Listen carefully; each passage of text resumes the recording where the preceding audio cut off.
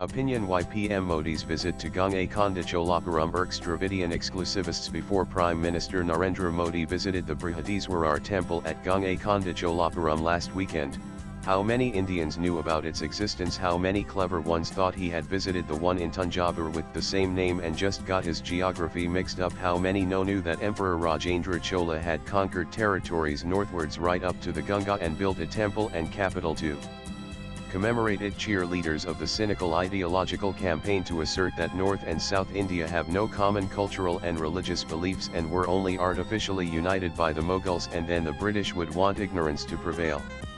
They would want more people to believe that there was no India before the British, or at least not before the Mughals. Modi's visit there, however, has turned the spotlight on some facts that bust that long-standing divisive narrative. Gangaikonda Cholapuram, even though it is now just a nondescript town in Tamil Nadu with one majestic temple jutting out into the sky, is a testament to the importance of Ganga, sacred North Indian river, and Diyatyavan in Dravidian South India.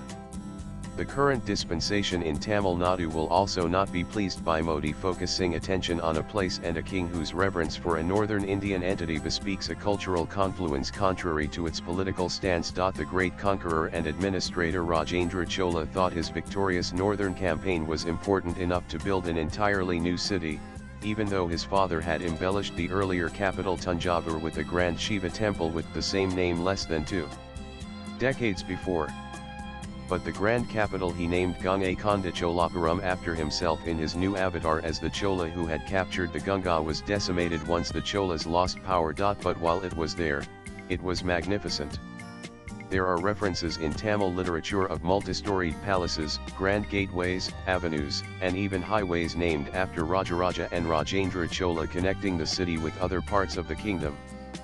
And every Chola ruler thereafter was crowned there, even if he decided to rule from elsewhere for some time.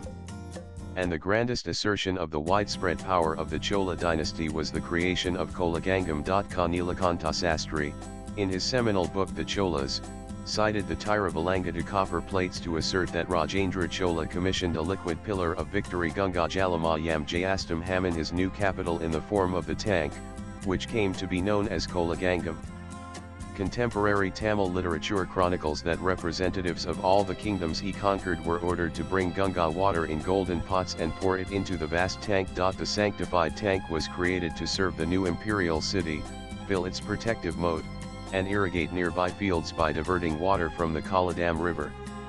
When full, it used to have a water spread of 130 square kilometers, but the grand man-made lake, the largest in the subcontinent for many centuries and a shining example of Chola engineering and water management, has now been bifurcated by a state road and lies depleted and choked due to neglect from the colonial era onwards. So it was no coincidence that a few days before last week's visit by the PM, Tamil Nadu's Chief Minister M.K. Stalin suddenly woke up to Rajendra Chola's birth anniversary, celebrated as the Avithiruvatharai festival, to announce a 19 rupees crore project to revive the water body and build tourism infrastructure there.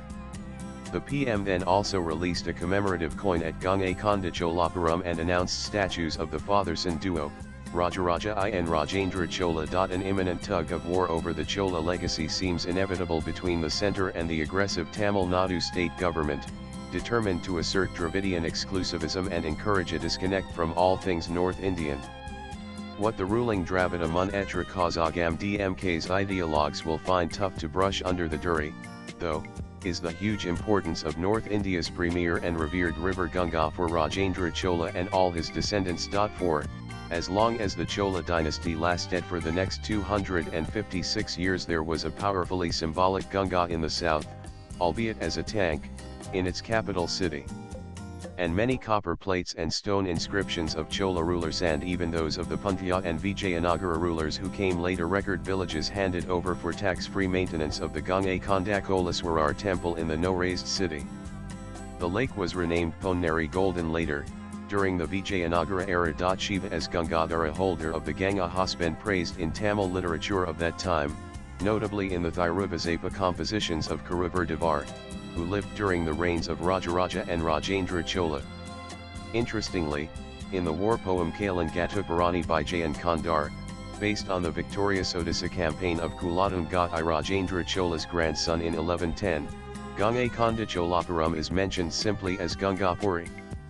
The river and the city were inseparable. There is no clarity on what or who caused that imperial city to be razed except for the temple, but more was lost than just fine examples of Chola architecture, obviously. Some will believe that the Pandya who vanquished the last Chola ruler and retook control of the region in 1279 destroyed the city, but why then would there be inscriptions of later Pandya donations to the temple, and why is there no epigraphic evidence of such a vengeful act by any of the Pandya rulers? A more plausible explanation, at least for the initial decimation of the temple capital, could be the marauding Islamic armies of the rising Delhi Sultanate, first by Malik Kafur in 1311, Isra Khan in 1314, and then Muhammad bin Tughlaq in 1327. Even if everything had not been flattened, the temples and palaces would have been impoverished by the invaders carrying off their riches, and their primacy would never have recovered despite some later donations from the Vijayanagara monarchs. By the time the Nawab of Irks armies reached there during the 18th century, the magnificent multi-storied Chola palaces, commercial buildings, and public infrastructure had become mere piles of stones. No wonder the British East India Company's army used the temple premises as a garrison and also helped themselves later to the giant stones of the temple's periphery, the city's boundary fortification, and even the Bund wall for their own engineering projects. The Tamil Nadu government is conducting excavations in the area surrounding the Gangaikonda Choleshwarar temple, now called Brihadiswarar, like the one in the earlier Chola capital, Thanjavur Ariyalur, to unearth the city Rajendra Chola built after capturing the Ganga. This probably has much to do with the designation of both Brihadiswarars along with Airavachwara in Darasaram as a UNESCO World Heritage Site, as they are great living Chola temples. Swipe left for next video. Hopefully, more inscriptions will also be found to add to the information already garnered from those on the walls of the Gangaikonda Choleshwarar temple and throw some light on how, when, and why the city around it was destroyed and are left to crumble.